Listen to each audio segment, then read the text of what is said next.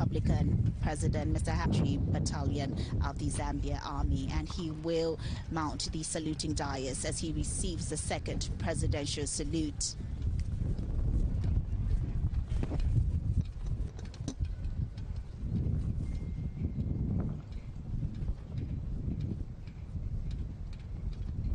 Mr. President, the President of the Republic of Zambia and Commander-in-Chief of the Defense Force, permission for the Guard of Honor to march past in column of route and fly past Mr. President. Sir.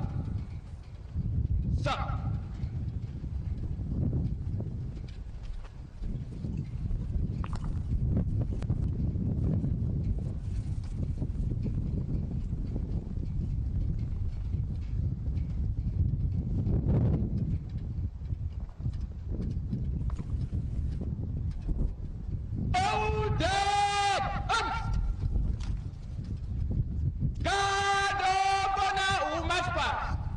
Close order!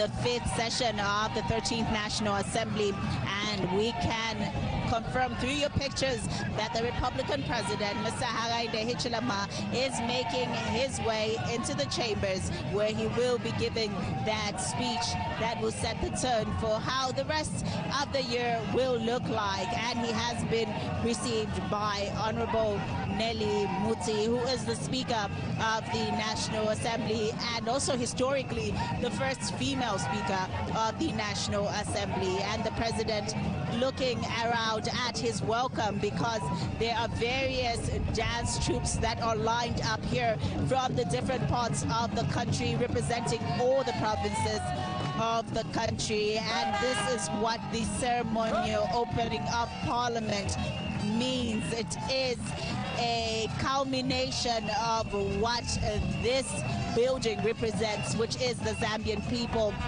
the voting public, the children, the women, and also the persons living with disability. So this is what will characterize, and he is being Twamutambula mwaiseni lumiamwezi mwayai.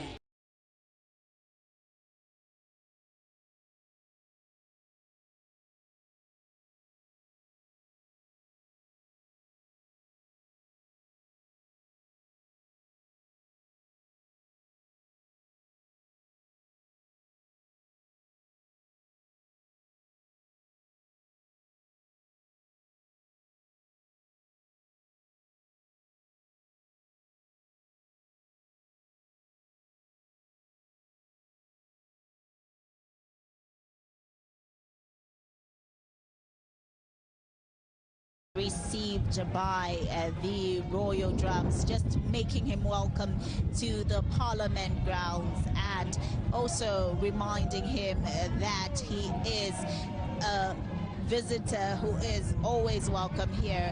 And as he will be giving this speech, it is important to reflect on the many times he's walked up these stairs, the many pronouncements that have been made, and how these have translated into the transformation agenda of the country. And as he proceeds to the chambers, the Speaker's chambers, where he will be signing the Speaker's Parliamentary Visitors Book, this is not the first time he is doing this, but has continued to do this religiously and in line with the Constitution to address the nation. The country is shaping in how it is transforming and looking to the future of the citizenry, because the President says that every policy, every pronouncement that is made is citizen focused. Mr. Sitola, a warm welcome indeed that we have seen, colorful as it were. Sure. It was a very warm welcome for the president indeed, and I think that it speaks of I love the part where he was being welcomed in different languages, because that really confirms how wonderfully made we are in terms of the ethnicity arrangements that we have, where everybody must be seen as equal to another. There's no tribe that is superior more than the other. We are beautifully made together in that union, and that's why the One Zambia One Nation slogan put in action when it was being received here at the National Assembly, at the Parliament. Yeah. And I know that even as he walks up to the Speaker's chambers, where he will be signing the Speaker's Parliamentary Visitors Book, the President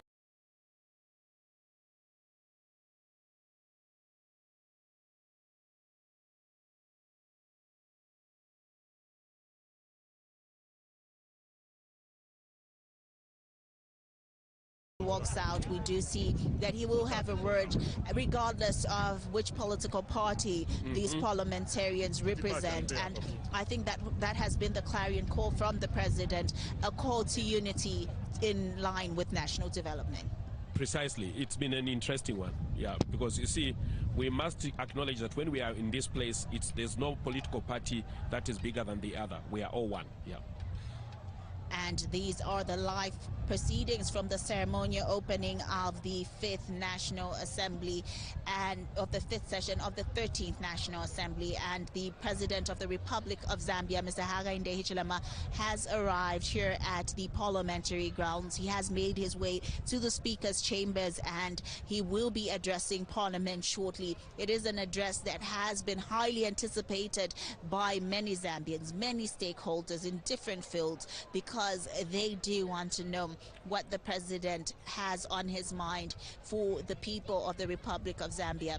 And Mr. Sitola, I know he continues to say hard work, hard work. The time for hard work is now. Yesterday he did post quite late, early this morning actually, that he was still piecing together some of what he would like to see in this speech. Zambians are ready for that hard work. Absolutely. You see, until we can have a sense of self-enslavement, we will not be able to talk about development, that, will transcend, generations. I think that to create generational wealth means that we must apply ourselves to the sense of hard work and acceptability in terms of accepting one another and working together in unity, as we have been, as a clarion call of the nation, as it were. So the bottom line is, I think if we can't work hard, then we cannot produce the metric tons of maize that we have produced. If we don't work hard, we can't produce as much copper as we want to. If we can't work hard, then we cannot serve each other with love in a manner that is more meaningful. So I think that's where we are. We must learn to work very hard, but we must also learn to accept one another. We must learn to support one another in the process. Let's take a clip from the mining sector as the president does sign the visitor's book and see what the mining stakeholders have to say. Let's go to Kitwe and Solwezi.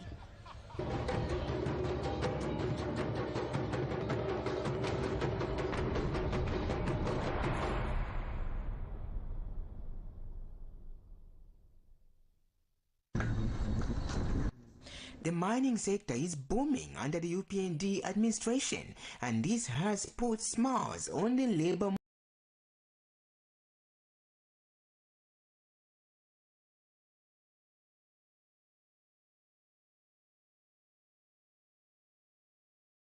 stakeholders have to say. Let's go.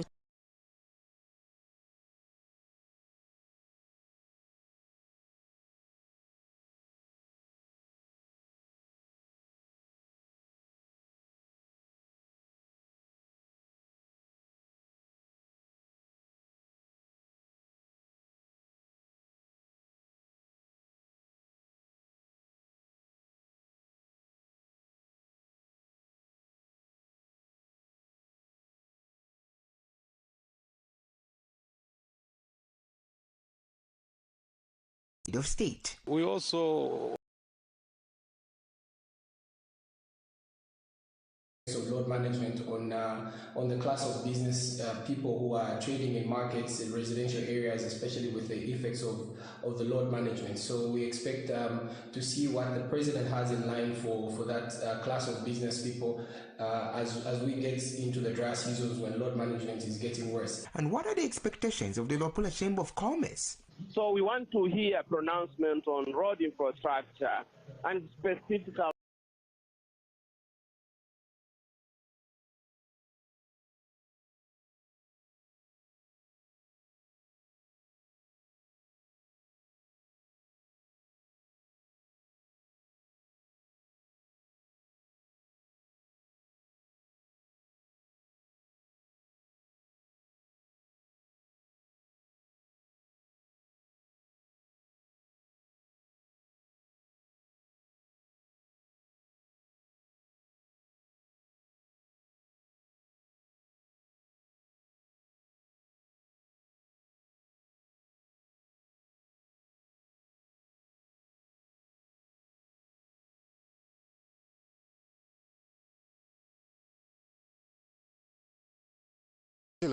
is expected to open the 5th session of the 13th National Assembly.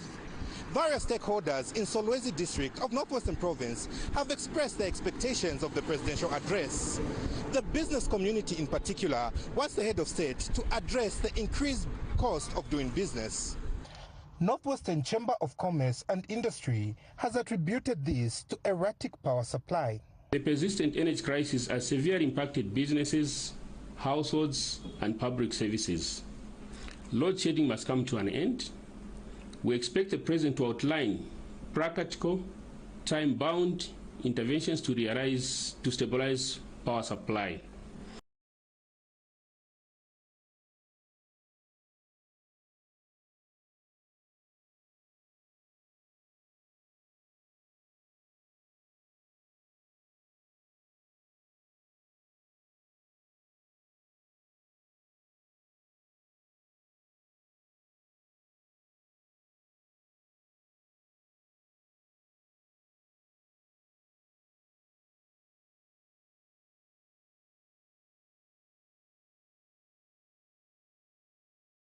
Including investment in alternative energy.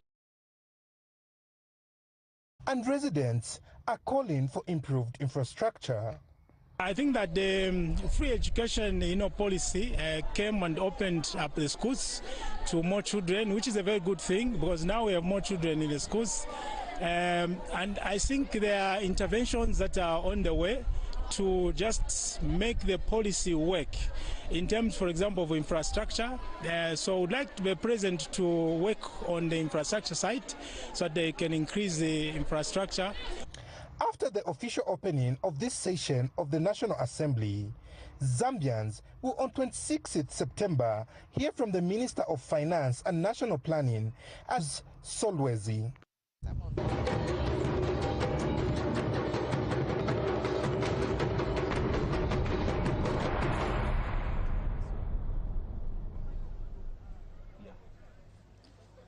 This is the ceremonial opening of the 5th session of the 13th National Assembly that will see the Republican President address Parliament and the nation. And we did see from Lupindula Mwewa and Teverai Dzeka, stakeholders in the mining sector, in architecture.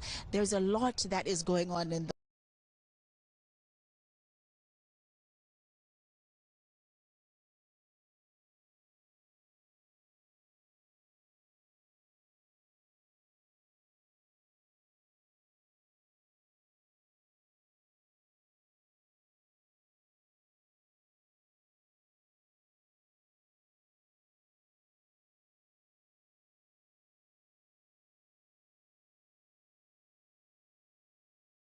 the country. Zambia is open that resources can be taken right to the bottom of our society through CDF, and ensuring that the critical ingredient in everyone's life to pull themselves by the bootstrap is education. And so making sure that education is available to anyone who wants it, and that helps to rid ourselves of the status that we have, where there's not so many people have had the opportunity to push themselves up in terms of education. So all that does help to create the humming engines again to drive development even further. And we did see earlier on parliamentarians have welcomed her, and she will be here to listen into the speech as well, because it is critical also in the many projects that she has undertaken and collaborations to improve the livelihoods, especially of children, the lives of the vulnerable. And I know that climate change is a critical aspect that has to be spoken about, because for a long time it was something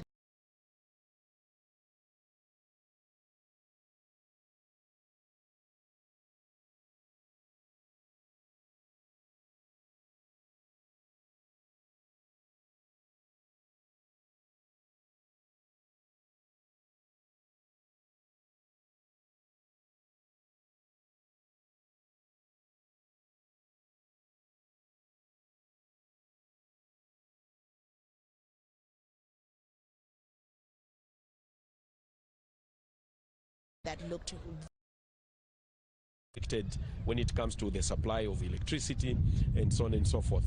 Hunger also last year were hit hard by drought. All these things that are coming out of our experiences in terms of the mismanagement of the environment, the natural world, the world has, been in. And so dealing with that is a critical, process indeed in terms of education and getting the simple thing, my sister, to plant a tree. All of us have to learn to plant a tree. And so, yes, in its place. And these are some of the things that will be characterizing this speech today as we see the official opening of the ceremonial fifth session of the 13th National Assembly. Now, I'd like to take you, Mr. Stula, to the energy sector. Yes. And some people continue to say that this is a sector that really needs to be harnessed. Let's talk about it. Is that what we will see and that will characterize what we will see today? Actually, the president is, first of all, every problem that the Zambians are faced with, it does worry the president. And I know that we have to go back into the chambers because the president has arrived and the proceedings will take place from here.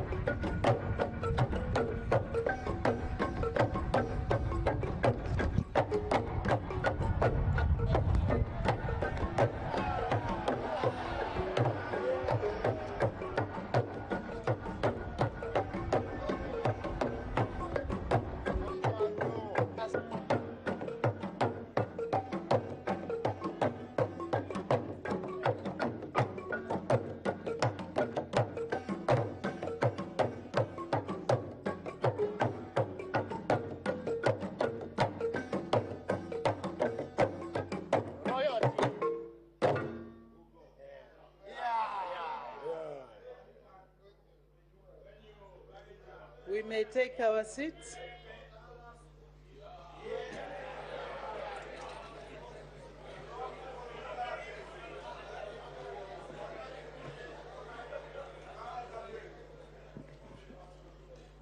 Gazette Notice number 939 of 2025, the National Assembly of Zambia Standing Orders 2024, Standing Order 16.3, Notice of the fifth session of the 13th National Assembly.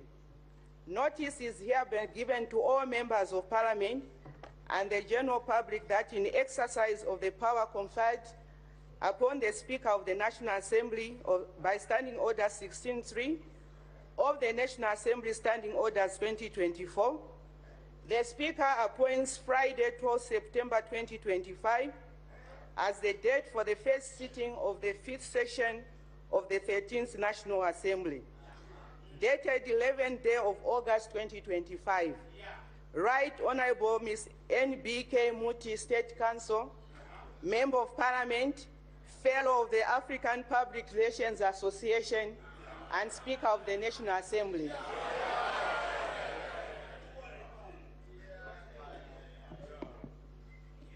Honorable members, the House would like to welcome to the Assembly the President of the Republic of Zambia, Mr. Hakainde Hichilema. We are honored, Mr. President, to have you in our midst. May I now invite you, Mr. President, to deliver your address.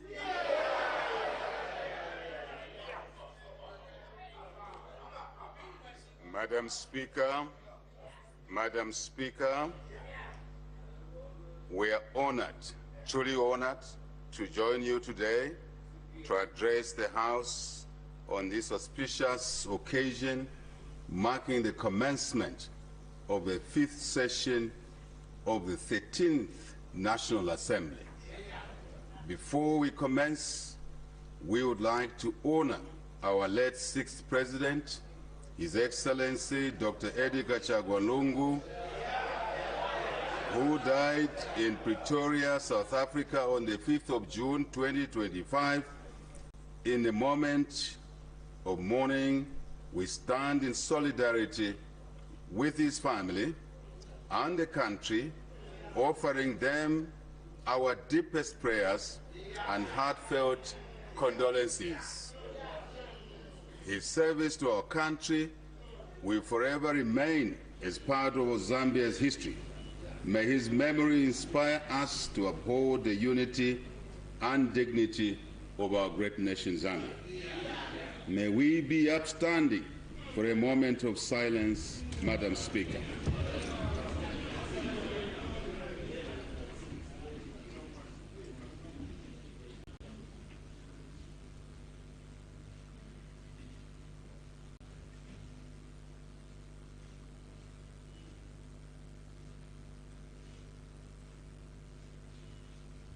Thank you very much.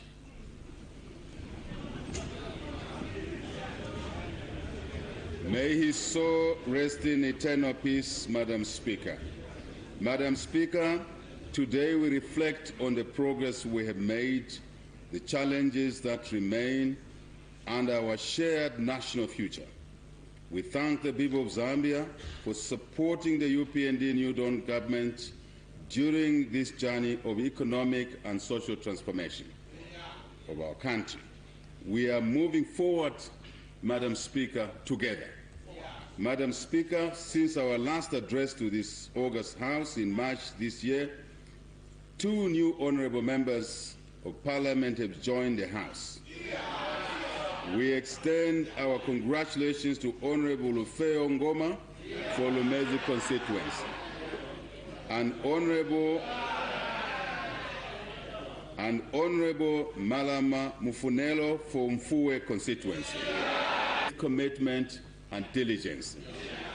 As we welcome these members, we also mourn the loss of the Clerk of the National Assembly, Mr. Roy Ngulube, who died on the 7th of April 2025.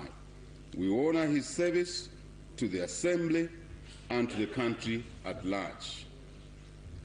Madam Speaker, during the last session, the House considered 398 questions, adopted 38 reports, passed 26 bills, considered 14 ministerial statements, and debated 14 private members' motions. We commend you and the 2 deputy speakers for effectively presiding over the business of this August House. We equally extend our appreciation to the honorable members of Parliament for their active participation in the business of the House. Further, we convey our gratitude to the leader of government business, Her Honor the Vice President, Republican Vice President, for ably representing the executive in this House. We also recognize the Office of the Clerk of the National Assembly for the services rendered to the honorable members and ensuring that the business of the House was conducted efficiently throughout.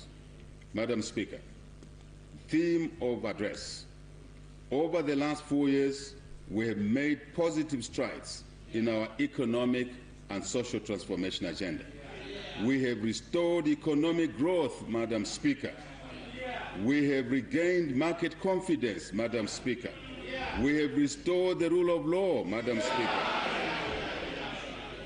Our efforts are certainly yielding the desired results. No question about it. Certainly, more remains to be done, and we are very much aware of that. The theme for the year's address is, therefore, consolidating economic and social gains towards a prosperous, resilient, and equitable Zambia. Madam Speaker, we remain firmly committed to our national mission of building a prosperous Zambia, a Zambia where business and job opportunities are available not for a few, but for all. A Zambia where quality education, Madam Speaker, a Zambia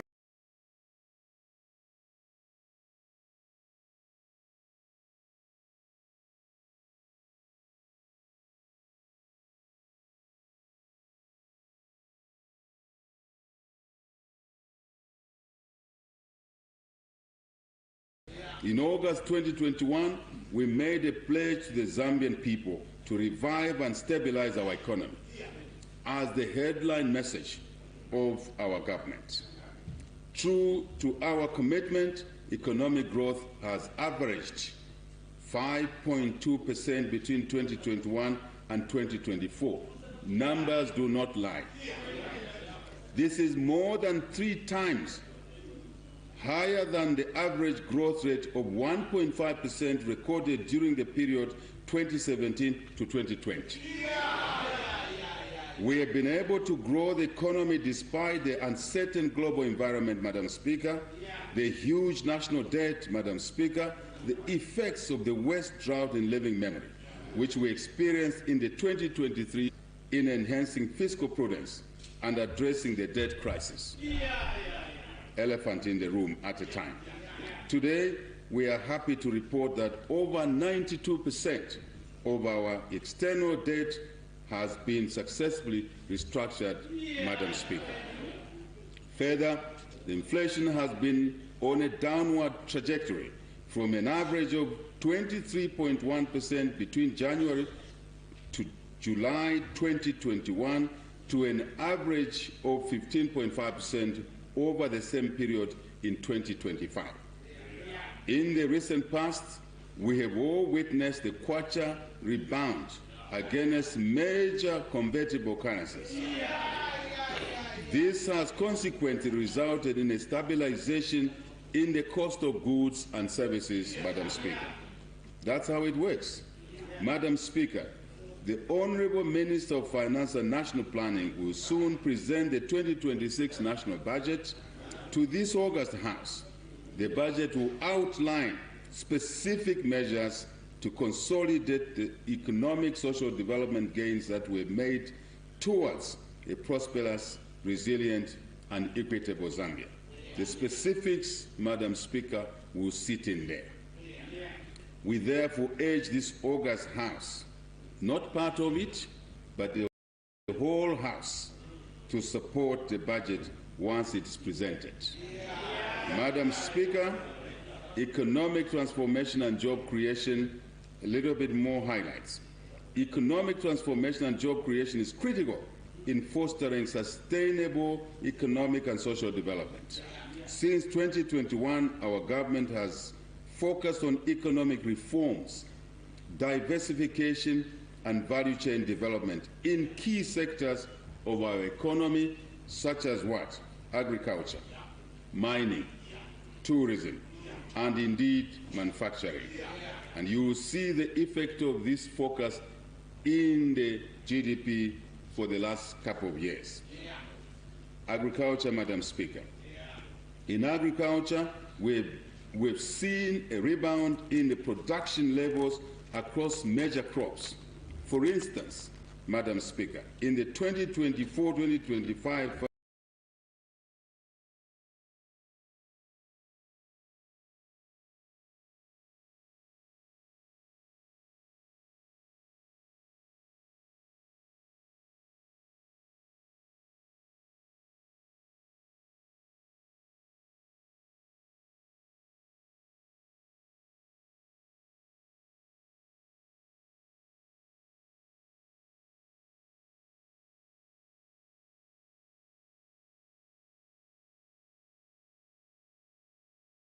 farming season, maize production. Madam Speaker, the soybeans production increased to 760,000 metric tons from 400,000 metric tons. We are on our way to our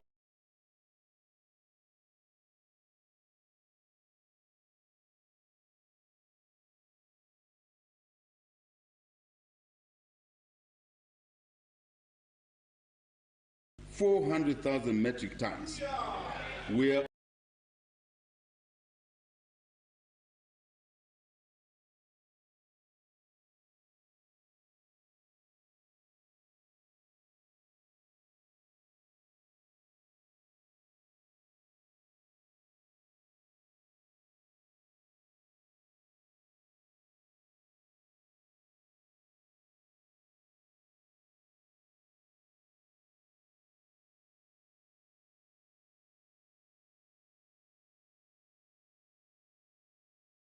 metric ton. Zambia is now the largest maize seed producer in sub-Saharan Africa. Key drivers of growth in agricultural production include Madam Speaker, increased private sector participation and government reforms such as what? FISIP e-voucher. FISIP e-voucher. We successfully delivered a major reform under FISIP, Madam Speaker, migrating 730,000 farmers onto the e-voucher, to be precise, a digital platform. By migrating these farmers, Madam Speaker, we were able to remove, very important, 210,000 fraudulent beneficiaries that in the previous years were receiving seed and fertilizer but were never farmers, and hence the low levels of production, partially, Madam Speaker. This subsequently created space for genuine farmers to benefit from the critical support.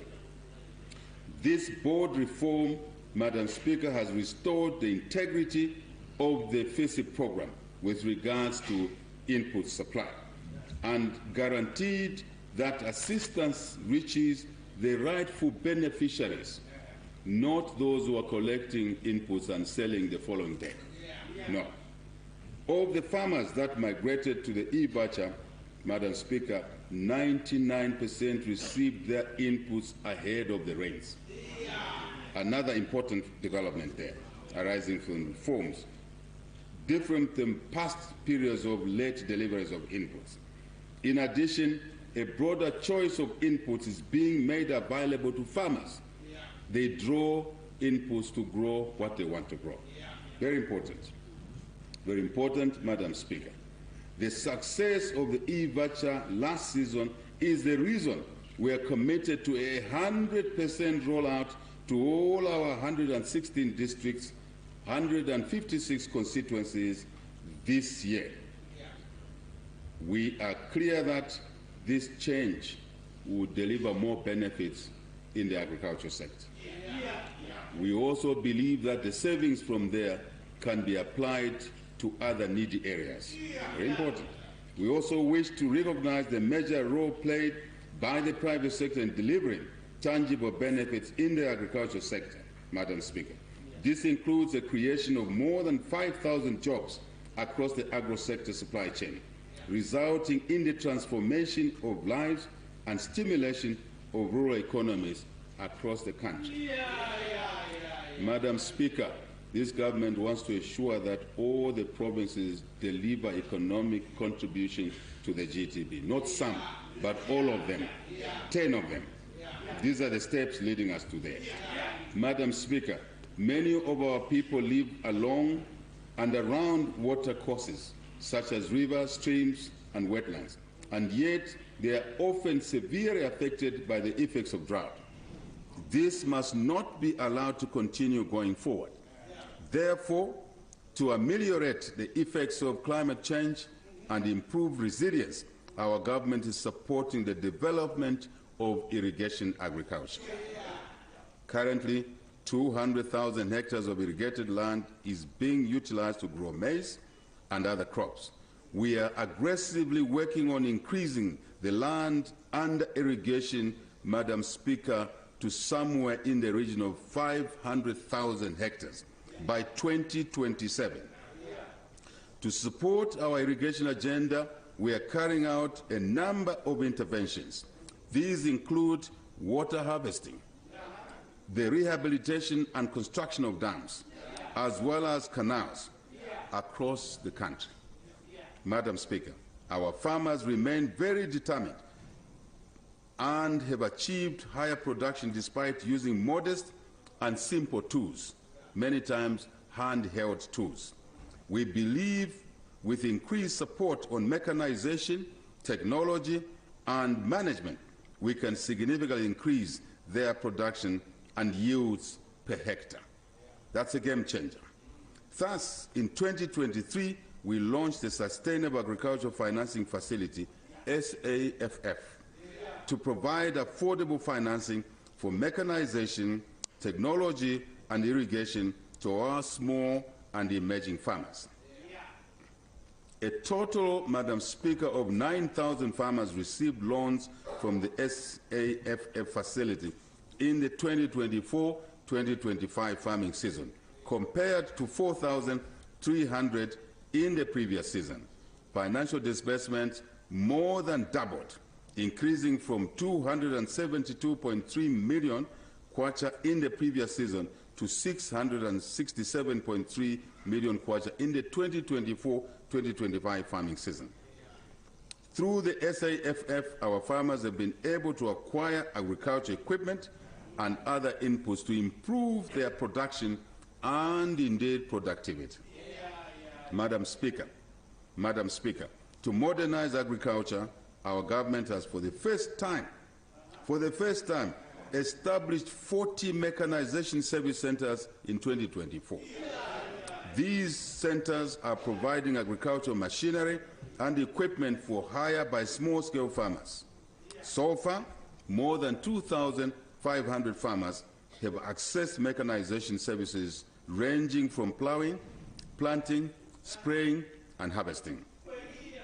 To complement this effort, Madam Speaker, 10 mechanization centers of excellence have been established to provide capacity building to agricultural staff, mechanization service providers, and to farmers. Last year, more than 210 farmers received training from the mechanization centers of excellence across the country.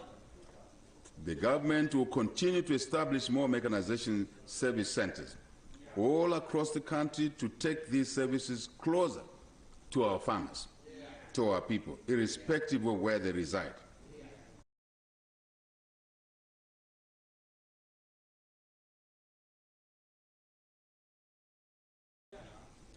To an exporter. Very deliberate. The ammonia and urea plant at United Fertilizer Capital Zambia Limited is now operational.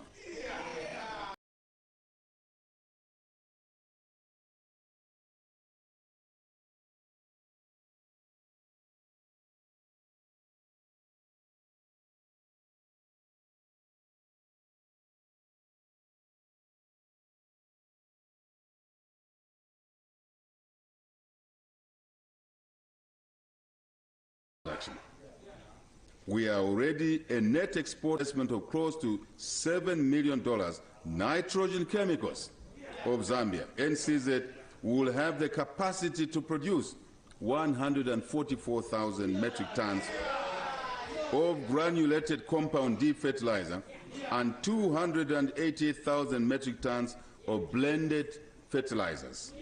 Madam Speaker, we wish to thank our gallant farmers and ordinary citizens for heeding to our call to produce. I want to specifically thank our farmers in all the 10 provinces, including provinces that were traditionally not farming, but now they've responded and they've produced a lot of food. Thank you to all our farmers across the country.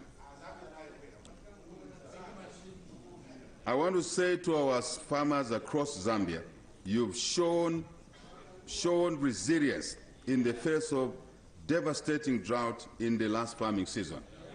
We have to appreciate you.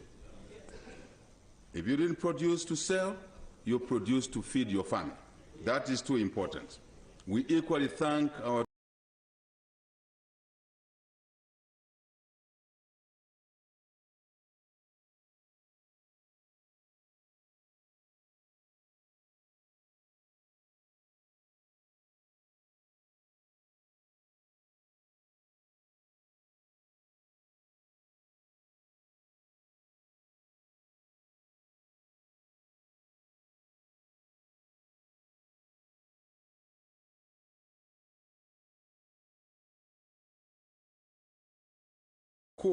food security, far to have national security through food, partially. Working together, we have delivered the greatest harvest in our nation's history. This is a testament to the drive and talent of our people, even though for many years unexploited.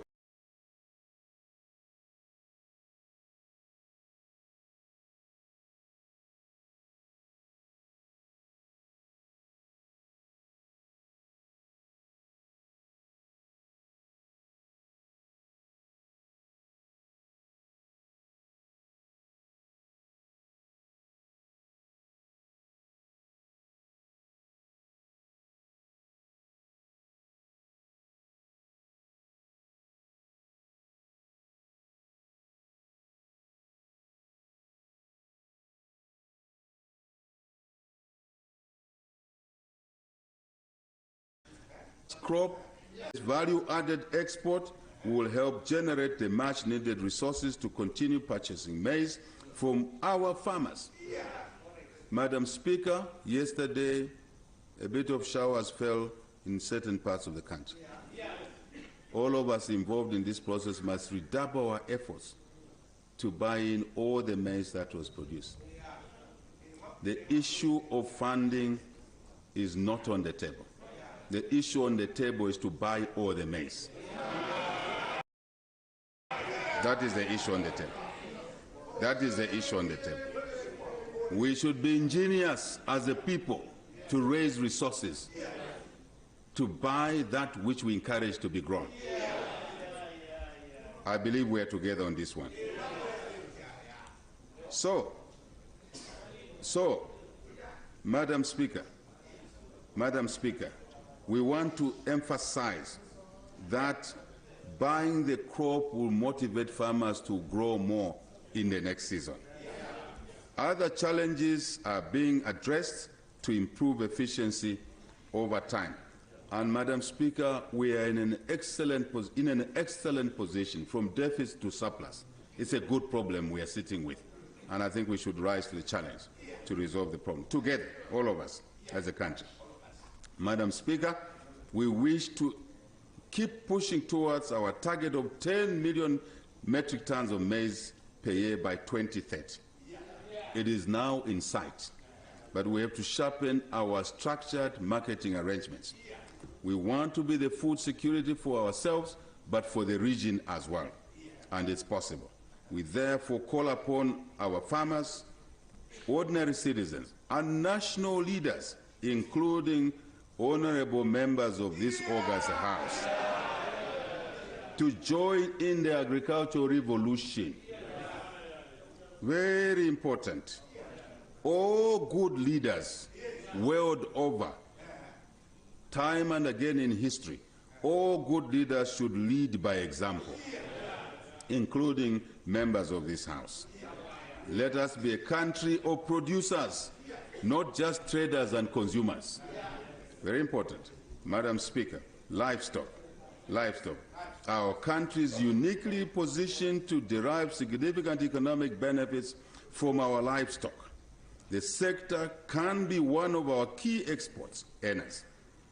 That is why we have set a target of $1 billion of beef exports by 2030. Very important. To support this push, our government, Madam Speaker, has intensified disease surveillance for control, of course, prevention, control, measures across the country, without exception. Many diseases do not understand that this is province A, this is province B, this is country A, this is country B. They move. So we need to be alert across the country and collaborate with our neighbors.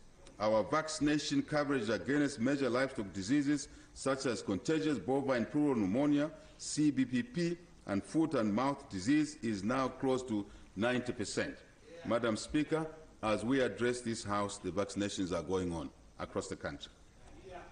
To boost the vaccination drive, Madam Speaker, we have continued with our local production of critical vaccines.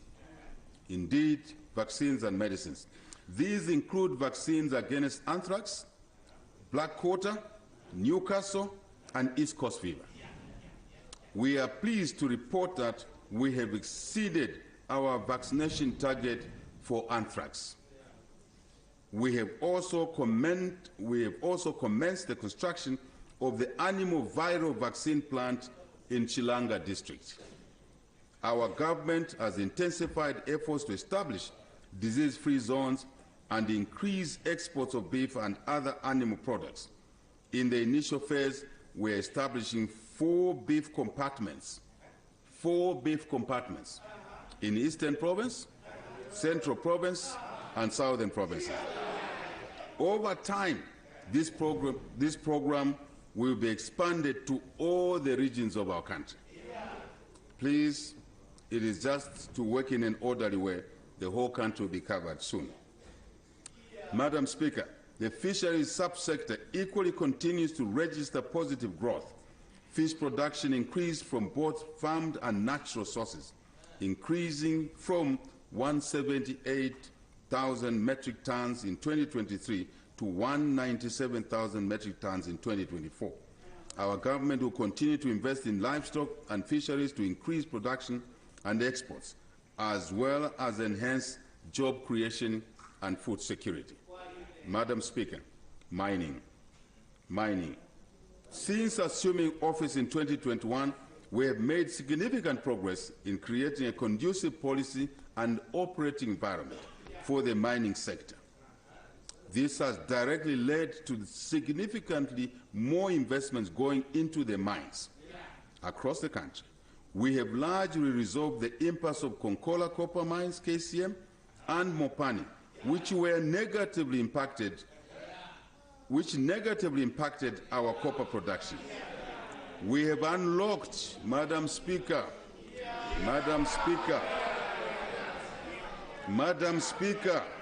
we have unlocked new mining prospects and projects, and also revived mines which were dormant for decades. In line with our production target of 3 million metric tons of copper per annum by 2031, production has been restored to an upward trajectory. Our annual production increased from a low of 733,000 metric tons in 2021 to 821,000 metric tons in 2024. Taste of the pudding is in the eating. We are aggressively moving toward our target of a record-breaking 1 million tons this year. We are knocking on the door of 1 million tons this year of copper production by the end of this year, Madam Speaker, never achieved before. Never. This will happen for the first time in our mining history. Madam Speaker, our first major intervention in the mining sector in 2021 was a resolution of disputes between government of the Republic of Zambia, ourselves, and First Quantum Minerals. This resolution, which was going on for 10, 11 years in courts, Madam Speaker, not in courts in Lusaka or Ndola, but in London. Very unfortunate. A resolution of disputes between government of the Republic of Zambia and First Quantum has unlocked a lot of value in the mining sector. This resolution led to First Quantum's restoration of confidence in Zambia and their subsequent decision in February 2022 to invest $1.25 billion to expand Kansanshi Mine's Sentinel project, which is in short called S3. Without the expansion of Kansanshi Mine, Madam Speaker, this was going to spell disaster. This mine was to close by 2024. The additional investment, Madam Speaker, has not just extended the life of mine by 25 years, but also created more jobs, created business opportunities. And Madam Speaker, we officiated at the new expansion program project completion not long ago, just 2 weeks ago, and it's a marvel to see what has been done there in 3 years. As a consequence of this, Madam Speaker, the total production of First Quantum is now moving towards 450,000 to 500,000 metric tons per year. By any means, these are significant numbers. This is a significant mine by world standards, anywhere in the world. So these efforts are achieving results, Madam Speaker. Madam Speaker, Mopani copper mines. Before I leave Kansanshi, Madam Speaker, I want to indicate that more than 400 in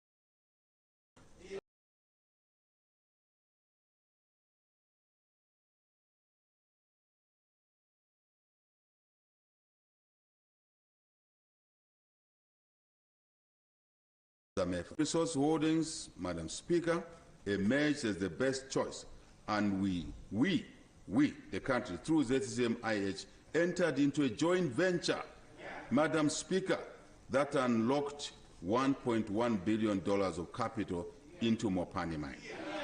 This investment revamped mining operations at Mopani, and production has grown, Madam Speaker, by a whopping 40%. With a target of 230,000 metric tons of copper per annum at peak before further expansion is injected. More than 2,000, Madam Speaker, more than 2,000 Zambian jobs, mainly the youth, have been employed, and no one was declared redundant at a point of. So these are additional jobs, Madam Speaker. The jobs that were there, retained, additional jobs, 2,000. Madam Speaker, local suppliers, not just jobs, local suppliers have been engaged and continue to benefit from the mine's growth. My only advice to our local suppliers, Madam Speaker, a number of them are not delivering in accordance to the quality required. It is a problem. Government makes opportunities available to our people get the opportunities, they squander the opportunities. Then they complain every day. Please, mine suppliers, live up to the expectations. You supply substandard stuff.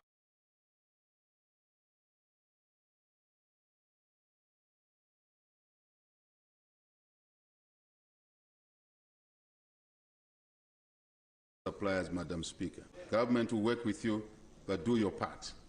Madam Speaker, Konkola Copper Mines, KCM, was recklessly placed in liquidation, occasioning great liability to the Treasury. It was necessary to correct this expropriation from an investor who was, at the time, seen to have lost public trust. But there was a better way of handling this problem. What we did created a lot of damage to the mine, to the investment climate. No question about it. Our government took the decision, the right decision, to re-engage Vedanta to ensure that KCM returns to production, as this would not have been possible if we did not re-engage Vedanta to do a transaction with anybody else, because litigation would have continued even up to now. Again, we said we don't do business in court, so we came to the table and we have a resolution there. The matter now really firmly is about improvements, not about going downwards, but going upwards. We've always emphasized that, Madam Speaker, we should not rush to court when we have a challenge, even at a family level, business level, government level. Court is the last resort. When dialogue is challenged, court is the last resort. Madam Speaker, I have to emphasize that so we don't get mixed feelings in this House. KCM has paid off a large number of creditors through a scheme of arrangements and is steadily developing its production in addition to corporate social responsibility like any other business. And we encourage KCM to do more, to do better. And we are pushing, we need to push together. Copper Belt members of parliament, we need to work together. All of us as one unit. Doesn't matter whether you're on a different party ticket, Zambians elected you. We must work together. Simple, very simple, very simple.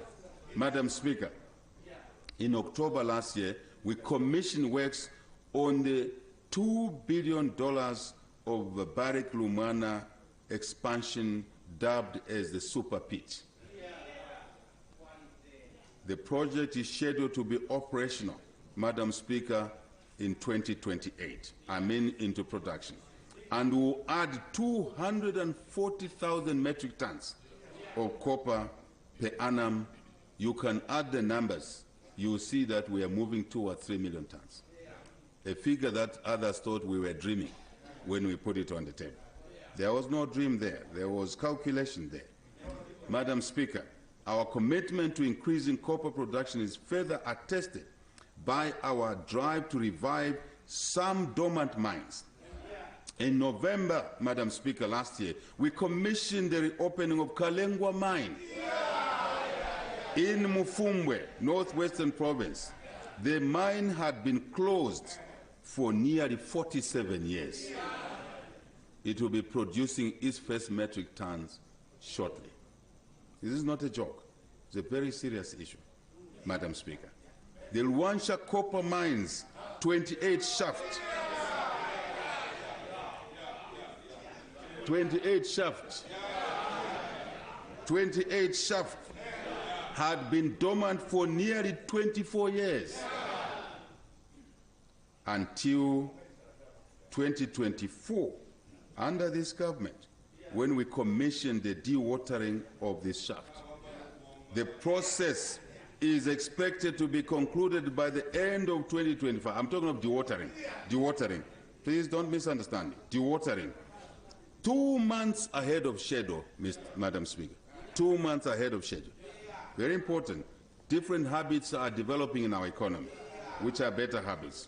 So once completed, this will enable Luanshya copper mine to reach its production target of 100,000 metric tons. Madam Speaker, the revival of 28 shafts will also create an additional 3,000 jobs. Luanshya was becoming a ghost town. Luanshya is now vibrant. Left, right, front, back, something is going on in Luanshya. Every day.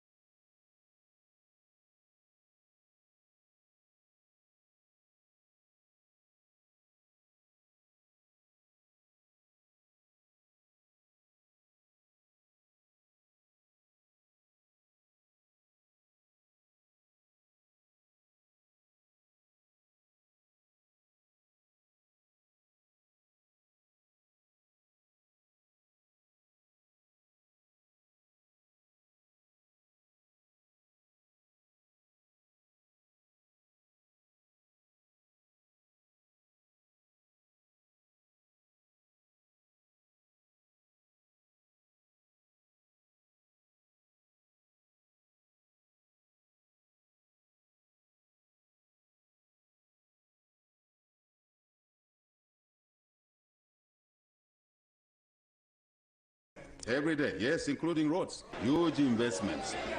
Now, yes, we know. Mumbwa, the Kitumba mine is in Mumbwa, Madam Speaker. And I've been there. And these mines, Madam Speaker, are at a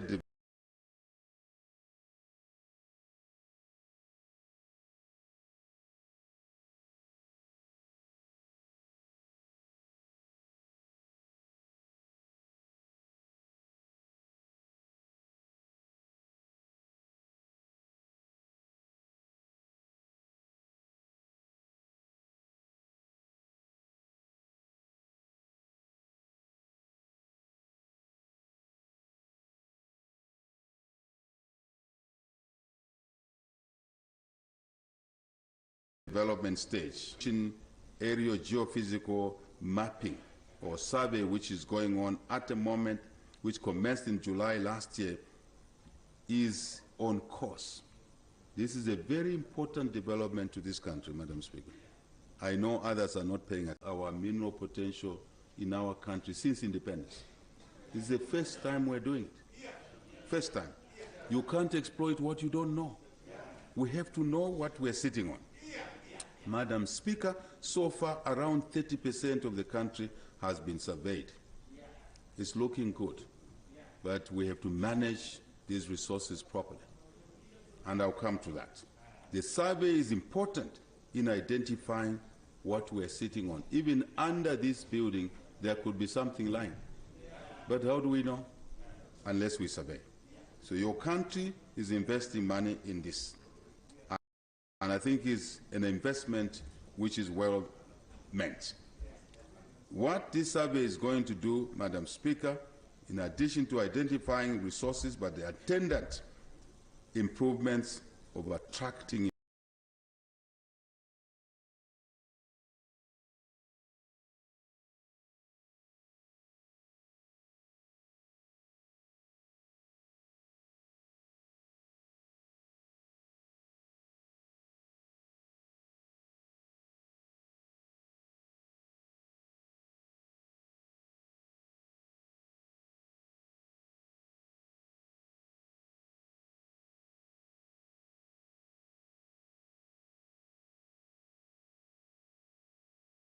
investments.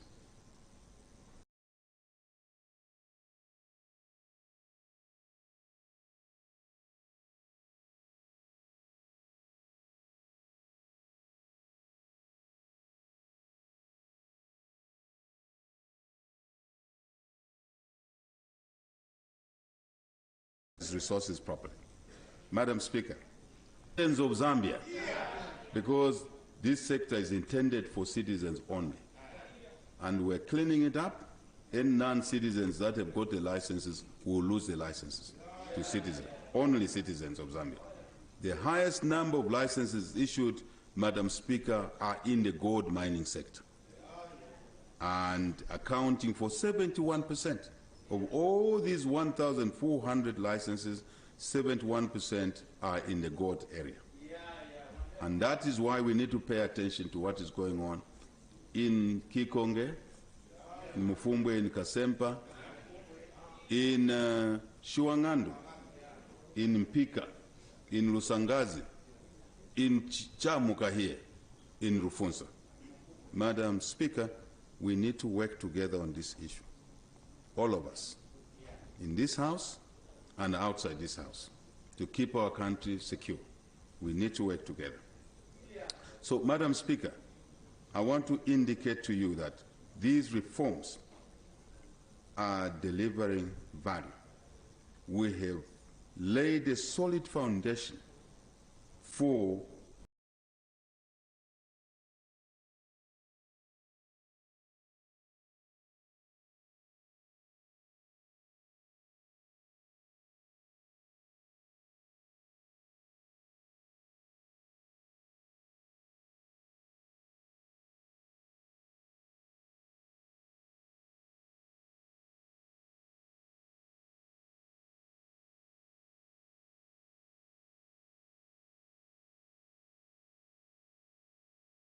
a more prosperous country in different sectors, whatever you want to call it. No, no. Within safety, safe mining, no pollution. 3, formal trade. All the minerals must be traded formally and they should come into the economy, not outside. Number 4, security. Very simple. Legal, regulatory. 1, 2, safe mining. 3, formal trade. 4, security. The security cluster, Madam Speaker, will tell you when they went to Kikonge, they found military guns there. What are those guns for? To kill someone. Eastern DRC, Madam Speaker, started like this. 40 years down the road, 13-year-old boys have killed already. We don't want our country to be in this space. This is not a joke. This is not a joke. So we need to work together. This House must work together so we can moderate and exploit our resources properly. Madam Speaker, tourism. Over the past 4 years, we have made strategic investment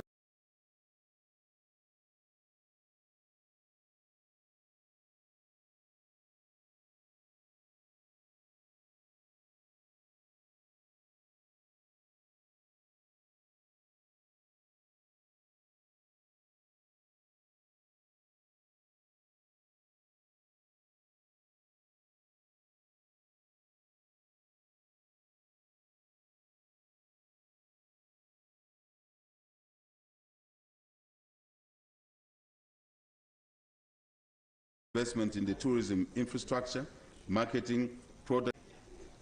Tourist arrivals, Madam Speaker, numbers don't lie, increased from 554,000 in 2021 to a record 2.2 million in 2024, the largest in the country's history. This continued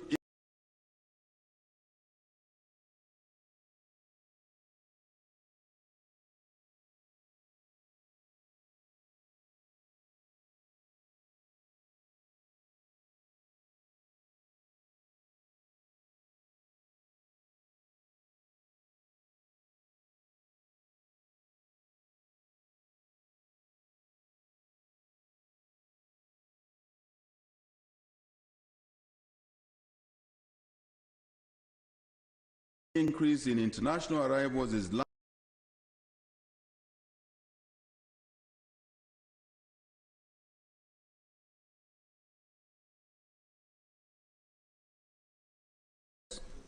lodges and other hospitality infrastructure is in progress, Madam Speaker, in collaboration with the private sector. And we want to thank the private sector.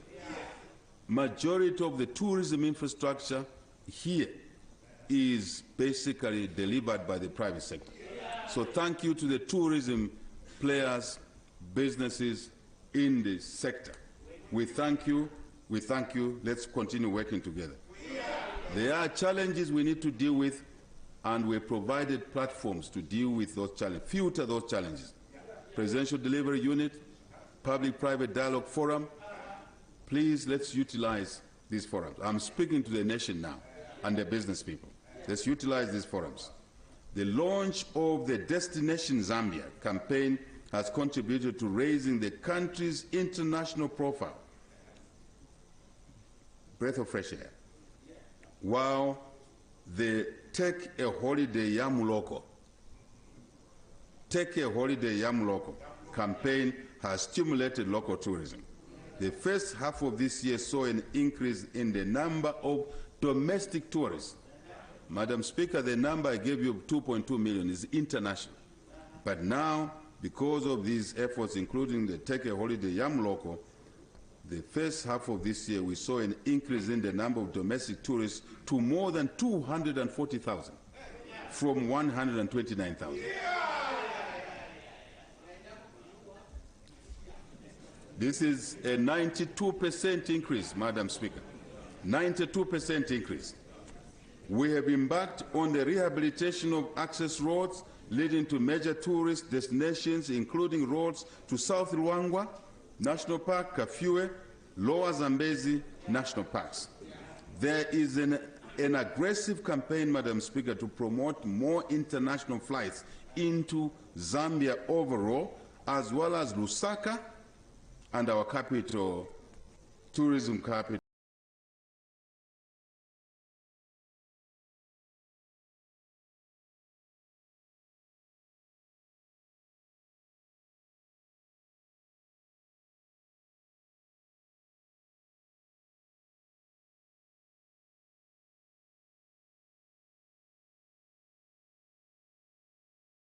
City of Livingstone in particular.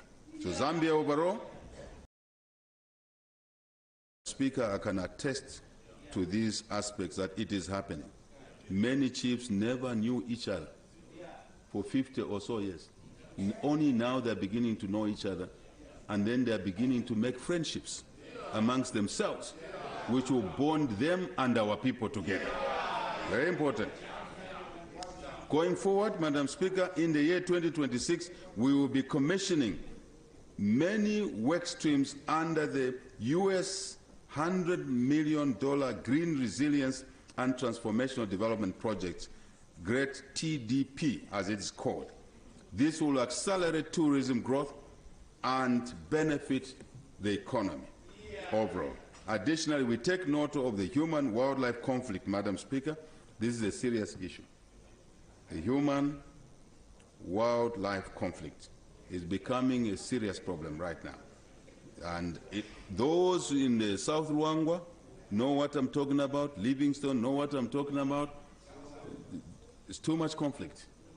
And we really need to work hard, and we'll continue to do that, to maintain coexistence, including providing education to our people as to, for example, how close you can get to an elephant.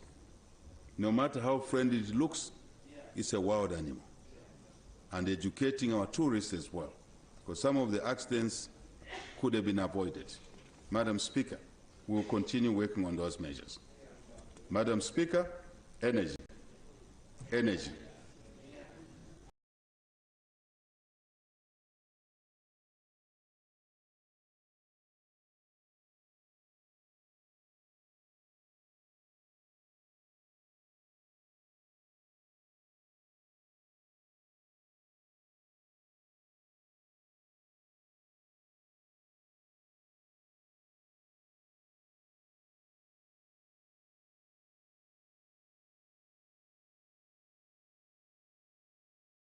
Madam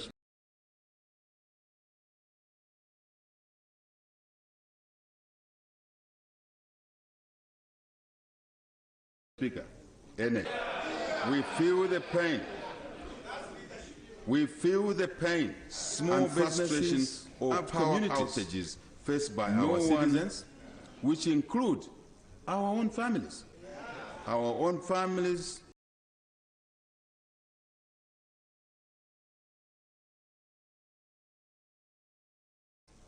Small businesses, households first, small businesses, specifically generation, transmission, distribution. In generation, in transmission, in distribution. For too long, friends, this distribution issue did not receive the needed attention. In transmission, it was compounded by the drought. For too long, this issue did not receive the needed attention. It was compounded by the drought. Maybe we got exposed by the drought. When I say we, I mean the country, the economy. So we must accept the circumstances we face and work to remedy the situation. Our government is therefore, Madam Speaker, sleepless on this matter. It's not a joke. It's not a time to shout at each other. We have not made investments. Numbers are there. We've been at 3,000 megawatts of generation for 40 years. Population has been growing. The economy is supposed to grow, but we are not investing in the lifeblood of the economy. We accept the situation, but we must work together to come out of it faster. We strongly recognize that the growth of our economy, Madam Speaker, in addition to low investments in the sector and the drought impact in the sector, because we were highly, if you like, mono in terms of hydro, now we are compounded with a growth. The very growth I'm announcing here in the mining sector means more energy is needed. So we need to work harder, Madam Speaker. All of us need to work hard, this House included, because sometimes we need to make legislative changes quickly in order to make investments to move faster in this sector. And we need the support of this House.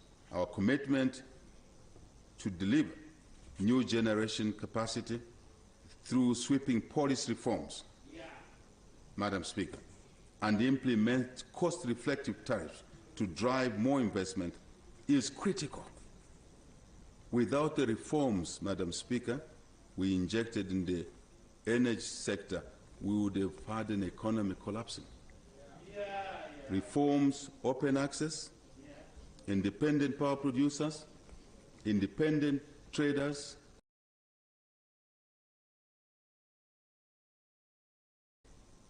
I repeat, open access, independent power producers, generators, independent traders, net metering, power blending, tariff blending, to allow us to generate from expensive sources, blend those with lower sources, all the and deliver a fairer price of power. I also invite people in this House to invest in solar for your own house, so that power you release will go to someone in the compound. Do your net metering, so that if your consumption is 20 kilowatts, 50 kilowatts, invest in 500 kilowatts. Then you can sell the difference to the grid. It is these reforms that have made that possible. Please take advantage. Madam Speaker, allow me to make this appeal. Please take advantage, because you can afford it. You in this House can afford it. The people in Baulen, the people in, if you like, our compounds cannot afford. So we who can afford, let's invest in solar. Excess to your consumption, what you consume, you don't pay for it after, of course, part of capital recovery.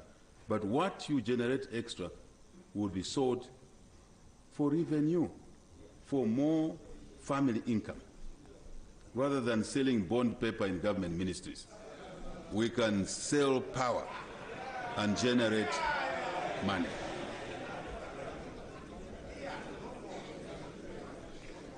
Madam Speaker, to demonstrate that your government is not just talking, your government is doing things here.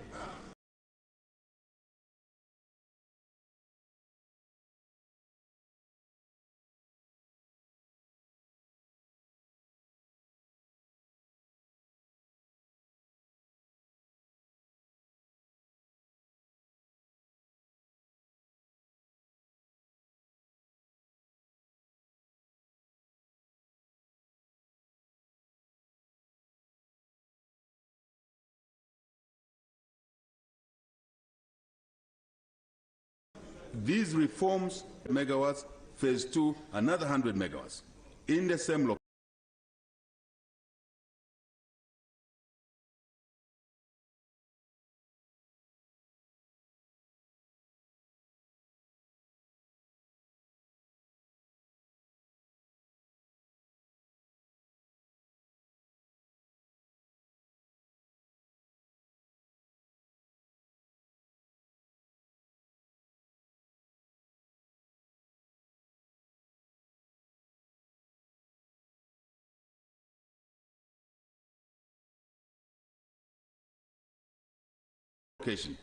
And we believe we'll do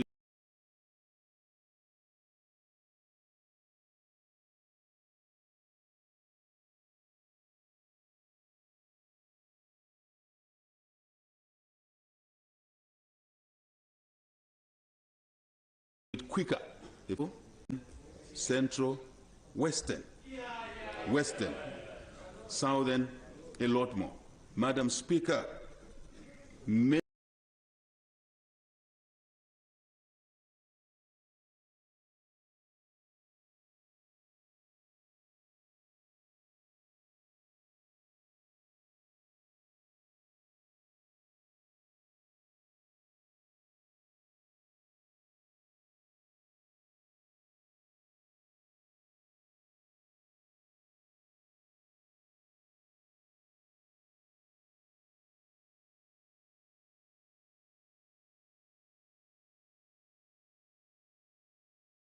in this House did not believe.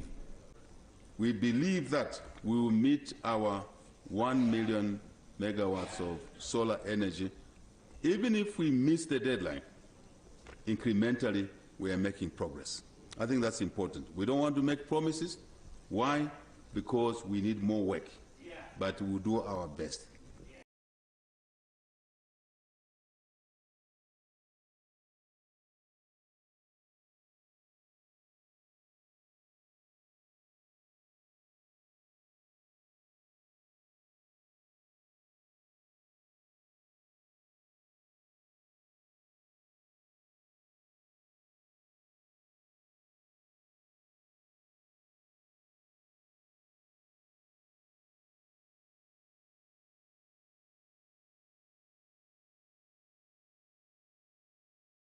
Madam Speaker, we also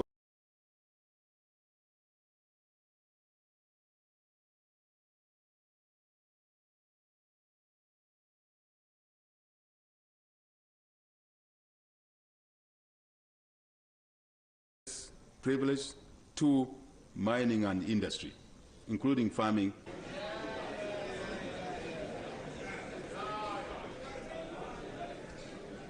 Madam Speaker, we have issues that we are collaborating in the energy sector with Africa as a continent.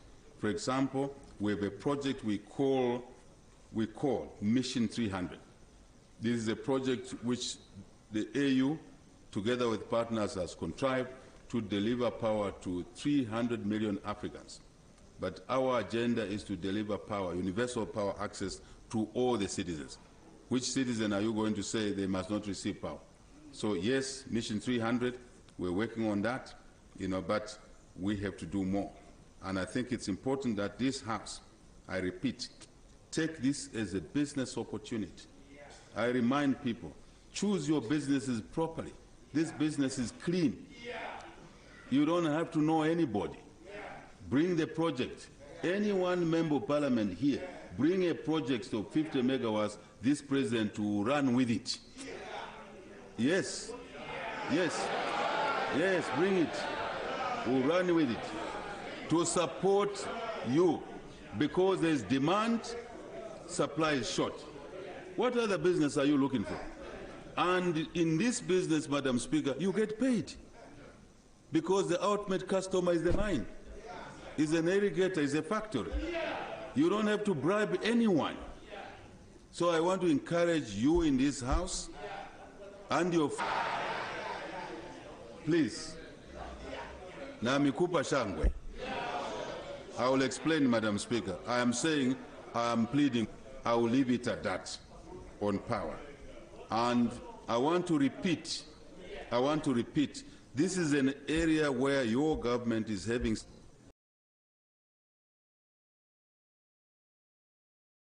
to get a job done. And we're meeting, we're following projects.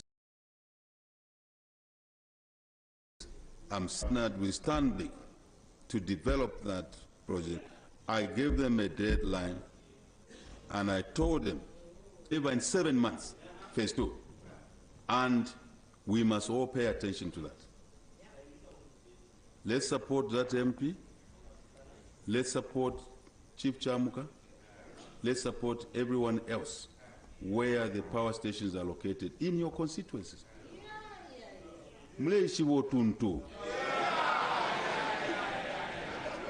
Madam Speaker, these members of the parliament, they must know the projects happen in their constituencies. In English, Madam, I'm saying they need to know things so that they can support the projects and encourage whoever is invested in your constituency. You must be there. You shouldn't be told. You must be the one telling us what is going on there. Then we can move quicker. Thank you, Madam Speaker, on this call. But once more, we appreciate our people's patience, but we don't take it for granted on electricity.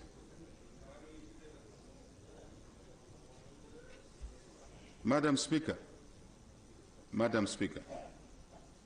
in the petroleum sector, government has continued to implement reforms aimed at ensuring security of supply of petroleum products through enhanced private sector participation. Again,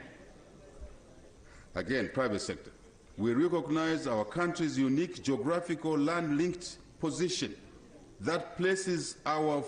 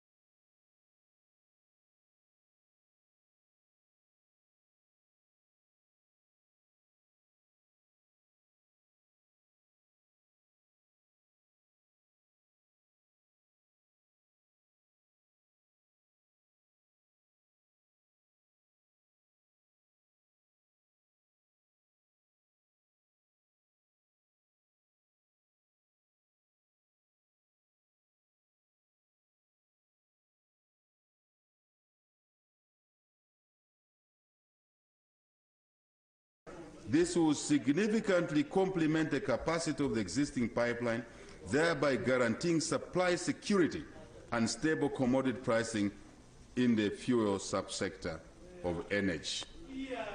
Madam Speaker, this is another area where we are having long nights and days because the sector was messed up for many years and the cleanup faces resistance. We know that. Cleanup faces resistance, but we're doing it for good reasons, to benefit everybody, not a few. Science and technology. Madam Speaker,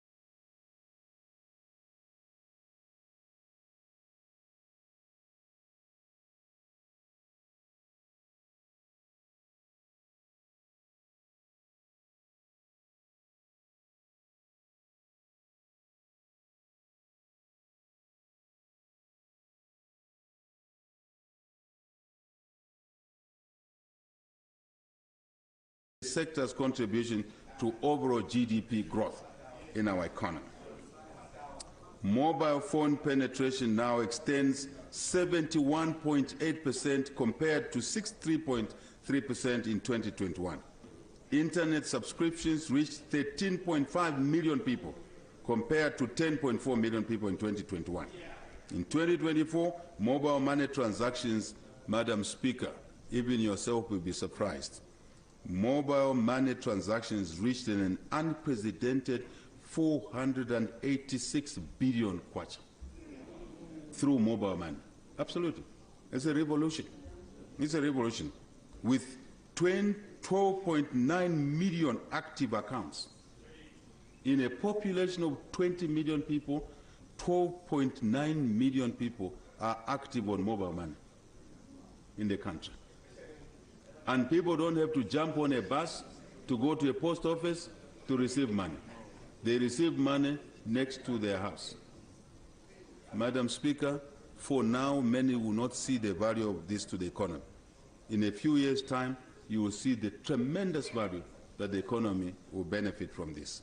And we would like to continue this trajectory and thank citizens for uptaking technology, because it's more efficient, it's quicker.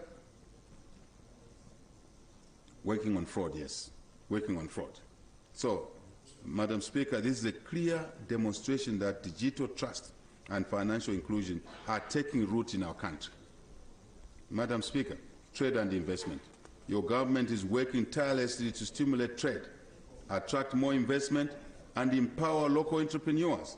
This is positioning our country as a competitive participant in both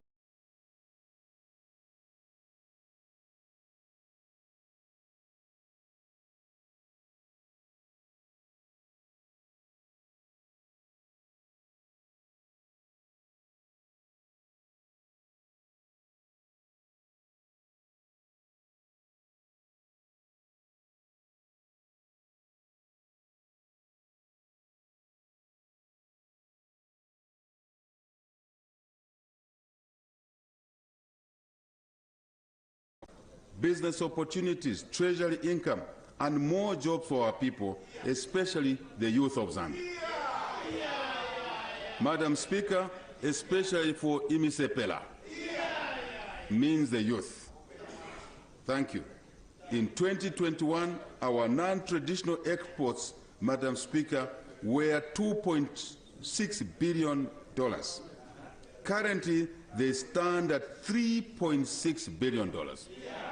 $1 billion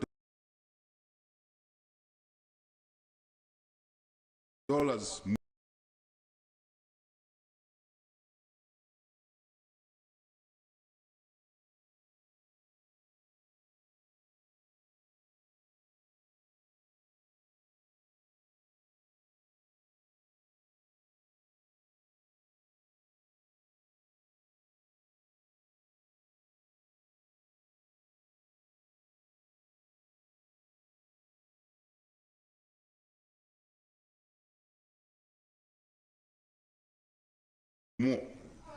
It's not a joke.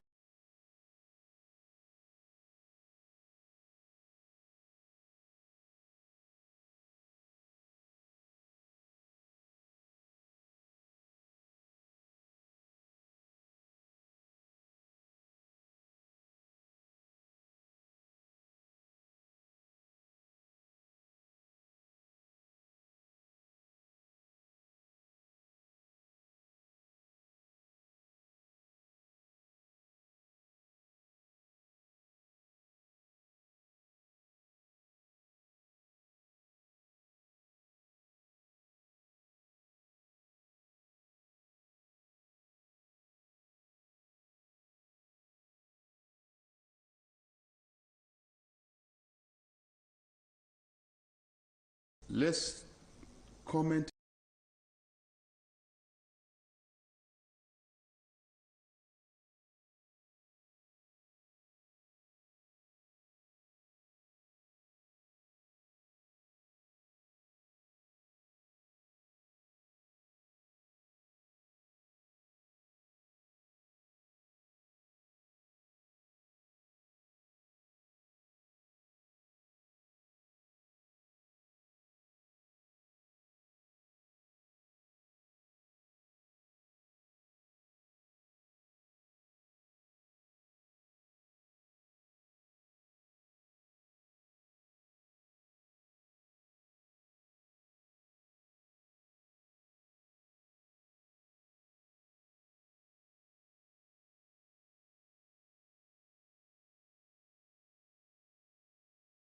More importantly, Madam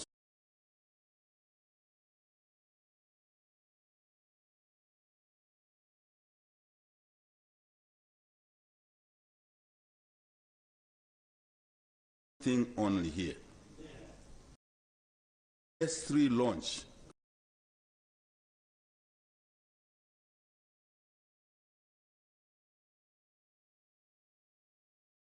The 1.2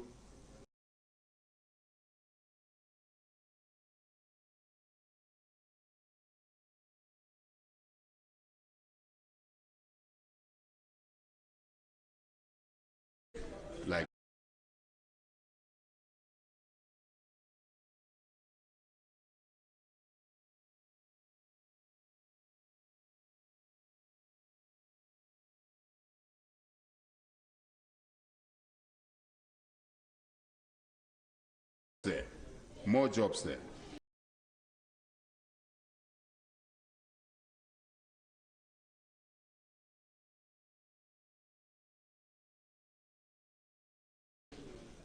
Additional special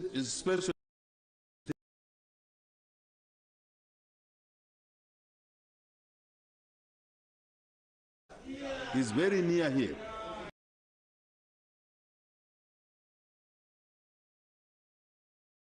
And see what is going on in your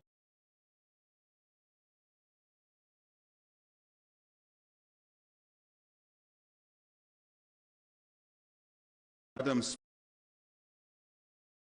Kawambwa is especially interest to this president.